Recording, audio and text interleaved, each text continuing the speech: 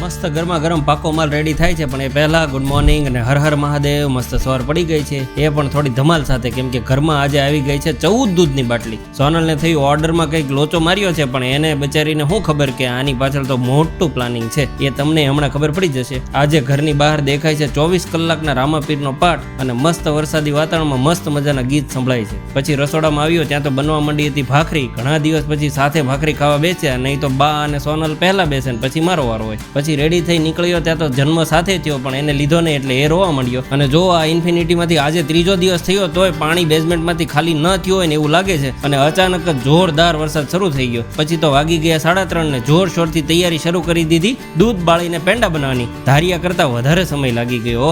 1 કલાકની જગ્યાએ 2 કલાક થઈ ગઈ. પછી તો કરી નાખ્યો વજન, એટલે ખબર પડી કે એક બાટલીએ માત્ર 100 ગ્રામ પેંડા બને. બનાવવા વાળાને ધન્યવાદ કહેવો પડે, કેમ કે જોરદાર મહેનત થાય છે આમાં તો. પછી નીકળી ગયો ઘરે, અને હજી ઇન્ફિનિટીમાંથી પાણી નીકળે છે. અને પહોંચી ગયો ઘરે, અને આજે બનાવી હતી મસ્ત મજાની ભેળ. પછી જન્મને હું ટીવી જોવા મળ્યા, પણ જન્મની ટીવી જોવાની સ્ટાઇલ જોવો તો ગજબ છે ને. પછી જન્મ ગ્રેસુ અને સોનલ જાય છે એના પપ્પાને ત્યાં, અને આ ભાઈ જોવો તો સોફા ઉપરથી કેવો ફટાફટ ચડી ગયો. આને શાંતિથી બેસવાની સર્કિટ જ નથી. પછી નીકળી ગયા ઘરે, અને આમ મસ્ત મજાનો દિવસ પૂરો થયો. પૂરો વિડીયો જોવા માટે યુટ્યુબ પર સર્ચ કરો અંકિત લાઈફ વ્લોગ. જો અમારો વ્લોગ ગમે તો લાઈક અને સબસ્ક્રાઇબ કરવાનું ભૂલતા નહીં. મળીએ કાલે નવા વ્લોગમાં. Bye bye.